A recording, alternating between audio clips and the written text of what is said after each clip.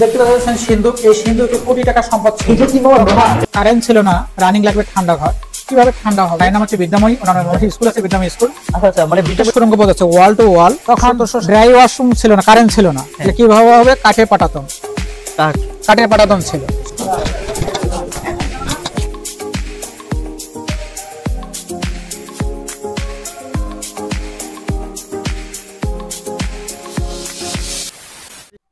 Hey guys, আসসালামু আলাইকুম and welcome to my another brand new vlog. তো আমি আজকে যাচ্ছি মুক্তাগাছা রাজবাড়ি। আর আজকে আমার ব্লগটা হবে খুব ইন্টারেস্টিং একটা ব্লগ, কজ আজকে এক ব্লগে আমি পুরো মুক্তাগাছা রাজবাড়িটা এক্সপ্লোর করার ট্রাই করব। আর আমার সাথে যাচ্ছে আমার ক্যামেরাম্যান মানিক। ও এখনো আসেনি, ও আসলে আমরা বের হয়ে যাবো। আমি এখন রেডি হবো, আর এখানে কোনো কথা বাড়াবো না, ডাইরেক্ট চলে যাচ্ছি আমরা সিএনজি স্টেশনে। তো দেখা হচ্ছে ওখানে।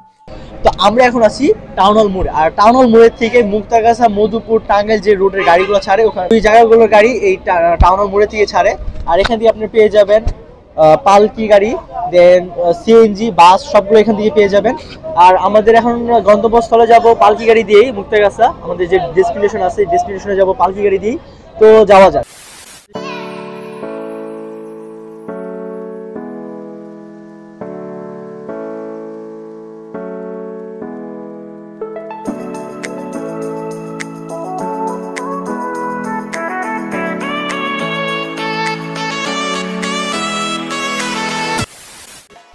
এখানে মুক্তাগাছার যে স্ট্যান্ড আছে, সেই স্ট্যান্ডে আমাদের নামাই দিবে। পালকি গাড়ি থেকে নামাই দেওয়ার পর আমরা ওখান থেকে একটা রিক্সা নেব। রিক্সা নিয়ে মুক্তাগাছা রাজবাড়ি বললেই তারা রাজবাড়িতে আমাদের নামাই দিবে। আর এখানে একটু রিক্সাওয়ালাদের সাথে একটু বার্গেনিং করতে হবে, কারণ তারা ভাড়া চেয়ে বসবে 40 টাকা বা 30 টাকা, কিন্তু ভাড়া হচ্ছে 15 থেকে 20 টাকা।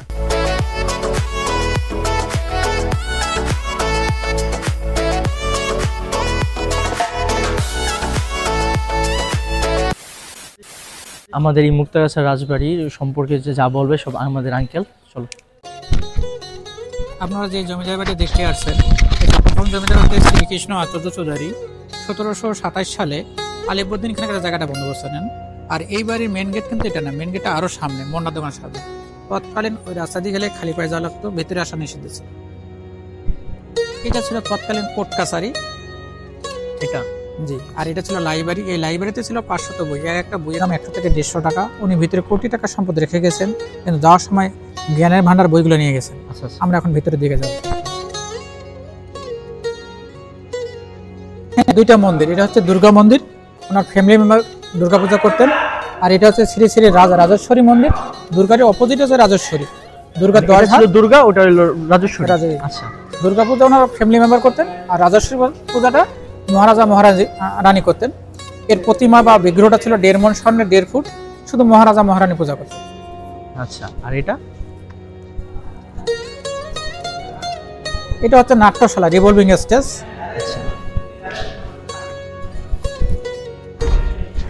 এশিয়া মহাদেশের মধ্যে 5টা ছিল, তার মধ্যে বাংলাদেশের মুক্তাগাছা একটা। তখন কারেন্ট ছিল না, এখানে জেনারেটর ছিল, জেনারেটরের সাথে সম্পূর্ণ মঞ্চটা ঘুরতো। দেখতে পাচ্ছেন লাইটিং ব্যবস্থা ছিল, মানে এই জায়গাগুলো লাইটিং ফোকাস দিত, ফোকাস লাইট ছিল, জি। আর সামনের অংশটা ছিল গ্যালারি, জমিদার বণিক বসে ছিল গ্যালারি। এখানে জমিদারের বসতো, বিভিন্ন যে মানুষগুলো আছে তারা এখানে বসে থাকতো, বসে উপভোগ করতো। আর যে নৃত্যশিল্পীগুলো বাইরের দেশ থেকে আসতো, ওনাদের থাকার জন্য ভবনটা ছিল। এটা ছিল গ্রিন রুম।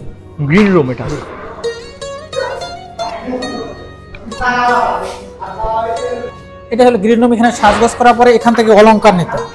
আচ্ছা, এটা গ্রিন রুম ছিল, আর এখান থেকে অলংকার নিত না? জি। আচ্ছা, দেখতে পাচ্ছেন সিন্ধুক, এই সিন্ধুকে কোটি টাকা সম্পদ ছিল। এটা কি বাবা লোহার? জি জি, হ্যাঁ, হীরা মুক্তা স্বর্ণ অলংকার রাখা হয়তো। এটা অনেক লোহার। ওনারা যাওয়ার সময় এই অলংকারগুলো রেখে যান, কিন্তু সামনের লাইব্রেরিতে 500টা বই ছিল, বইগুলো নিয়ে গেছে। আচ্ছা, অলংকারগুলো রেখে গেছিল আর বইগুলো নিয়ে গেছিল। আচ্ছা, লেখা আছে ইংল্যান্ডের একটা বিখ্যাত কোম্পানির নাম হচ্ছে Fordingham iron and steel company limited, England. আচ্ছা, এটা না, এটা ইংল্যান্ডের থেকে নিয়ে আসছে। স্টিলগুলো অনেক, কি আর বলবো, স্টিলগুলো।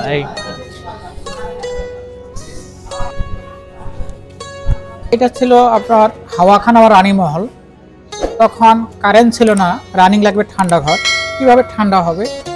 দেখতে পাচ্ছেন এই যে হোয়াইট বোর্ডটা, হ্যাঁ, এই বোর্ডটার সাহায্যে প্রাকৃতিকভাবে এসি হইতো। এসি হইতো। জি, বোর্ডটার মেটেরিয়াল হচ্ছে অ্যাসবেস্টস এবং ফেরোসিমেন্ট। আবহাওয়াটাকে কন্ট্রোল করতে, ঠান্ডার সময় গরম, গরমের সময় ঠান্ডা। আচ্ছা আচ্ছা, আগে তো আর এসি ছিল না তাই না? জি, এসির বদলে এইগুলো ছিল। জি জি। আর এটা ছিল রাজার মা থাকতেন এটাতে। জি, ওনার মায়ের নাম হচ্ছে বিদ্যাময়ী, ওনার মমসিং স্কুল আছে বিদ্যাময়ী স্কুল। আচ্ছা আচ্ছা, মানে বিদ্যাময়ী যে স্কুলটা ওটা কি তার মার নামে? সূর্যকান্তের মায়ের নাম। মমসিং যে স্কুল হাসপাতাল সূর্যকান্ত, হ্যাঁ, সূর্যকান্তের মায়ের নাম হচ্ছে বিদ্যাময়ী। বিদ্যাময়ী, ওনার নামে মমসিং স্কুল আছে বিদ্যাময়ী স্কুল। জামালপুর যে বিদ্যাগঞ্জ রেল স্টেশন, বিদ্যাময়ী থেকে Bidyaganj rail station. Bidyamoyee rail station. আচ্ছা, জি আসো। আর এটা ছিল রান্নাঘর। এটা রান্নাঘর ছিল তাদের।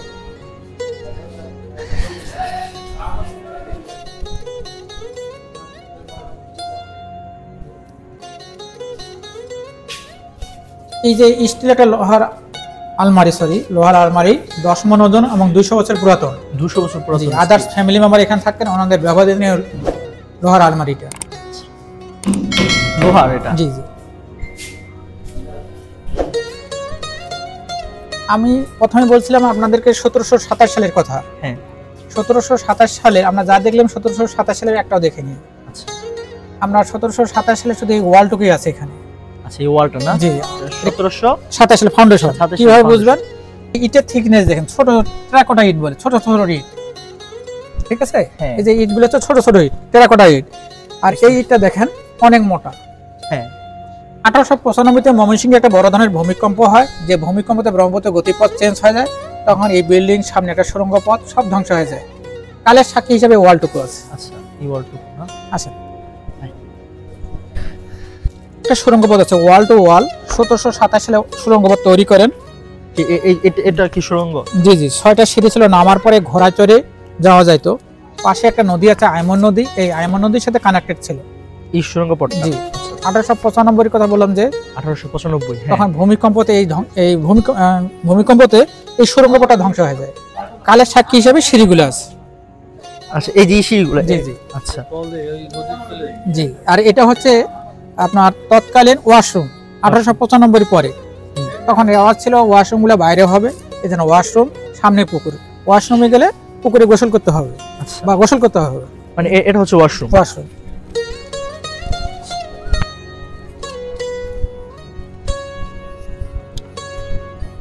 যে পুকুরটা বলেন সেটা কি বাহিরে? জি ভাই, পুকুর আছে।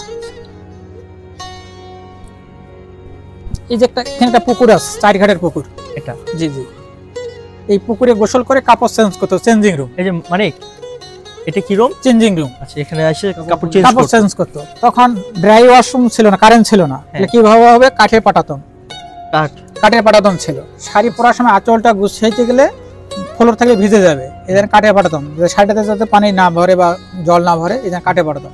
কাঠটা লং টাইম ভিজে গেলে পচে যাবে, এই জন্য নিচে গ্যাপ রাখা হয়তো, আর্দ্রতা পাইতে, আলো বাতাস হইতে।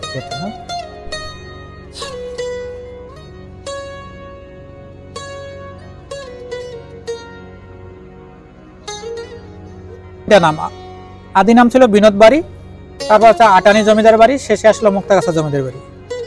প্লাস ইনি ছিলেন মহারাজা। গাজীপুর, কিশোরগঞ্জ, নেত্রকোনা, শেরপুর, জামালপুর, টাঙ্গাইল, এই বৃহৎ অঞ্চলের মধ্যে 14 জন জমিদার ছিলেন। এই 14 জন এনাকে খাজনা দিতেন। একে দিত। জি, ময়মনসিংহে মহারাজা রোড আছে, মুক্তাগাছা মহারাজা রোড আছে। প্লাস এনা ছিল নিরামটে হাতি, আটানি বাজার, বেগুনবাড়ি, শম্ভুগঞ্জ, এই 3 জায়গায় হাতি রাখতেন। আচ্ছা, এবং এই বৃহৎ সংখ্যক হাতিকে লালন পালন করতে সময় অনেক সময় অসুস্থ হয়ে যায়, তখন সুস্থতার জন্য বা সুস্থ করার জন্য আফ্রিকা থেকে 6টা লাংলিংমন গাছ নিয়ে এসেন, 3টা ময়মনসিংহ শৈশলজে আছে, আর মুক্তাগাছা 3টা আছে। এই হচ্ছে ছোট্ট হিস্ট্রি। আচ্ছা, তো আমরা এক নজরে দেখে নিই সম্পূর্ণ রাজবাড়িটা।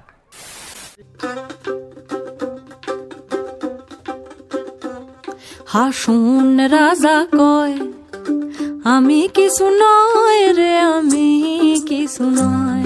হাসুন রাজা কয় আমি কিছু নয় রে, আমি কিছু নয়। অন্তরে বাহিরে দেখি, অন্তরে বাহিরে দেখি, কেবল দয়াময় রে। হাসুন রাজা কয়, হাসুন রাজা কয় আমি কিছু নয় রে, আমি কিছু নয়। গাইস, আমরা এখন যেখানে আছি সেটা হচ্ছে ঐতিহ্যবাহী যে মন্ডার দোকানটা আছে সেটা। আর এই মন্ডার দোকানটা শুরু হয়েছে 1824 সাল থেকে 2025 সাল পর্যন্ত স্টিল তাদের যে সুনামটা আছে সেটা তারা এখন পর্যন্ত ধরে রাখছে। আর আরেকটা বড় বিষয়, এটা শুরু করেছে গোপাল পাল, আর তার পুত্রের নাম শ্রী রবীন্দ্রনাথ পাল। সে তার পুত্রের পুত্র, তার পঞ্চম যে পুত্রটা আছে, পঞ্চম বংশধর, সেই পঞ্চম বংশধর এখন এই দোকানটা চালাচ্ছে। তোমার ভিতরে যাই দেখি মন্ডার যে আগের শার্টটা সেটা পাওয়া যায় কিনা। Let's go.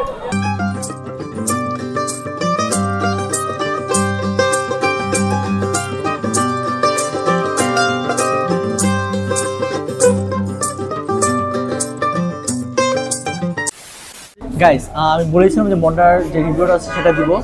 মন্ডাটা আমি 4 বছর আগে একবার আসছিলাম, তখন যে শার্টটা হয়তো সিমিলার একই সাথে মনে হচ্ছে, কিন্তু অন্য সব যে মন্ডার আছে আটা অ্যাড করে বা কিছু একটা অ্যাড করে, কিন্তু এটা টোটালি ডিফারেন্ট। যারা আসবেন মুক্তাগাছা তার মন্ডাটা ট্রাই করবেন। গাইস, আজকে এই মুক্তাগাছা ব্লগটা ছিল এতটুকুই। সবাই ভালো থাকবেন, সুস্থ থাকবেন। আর আমাদের চ্যানেলটা যদি ব্লগটা ভালো লাগে থাকে তো লাইক দিয়ে বুঝিয়ে দেবেন যে ব্লগটা ভালো লাগছে। আর যদি ঐতিহাসিক আরো ব্লগ চান, চ্যানেলটা সাবস্ক্রাইব করে পাশে থাকবেন। আর ইনশাআল্লাহ দেখা হচ্ছে অন্য কোনো ব্লগে, অন্য কোনো স্থানে, অন্য কোনো জায়গায়। তো সবাই ভালো থাকবেন, সুস্থ থাকবেন। আল্লাহ হাফেজ।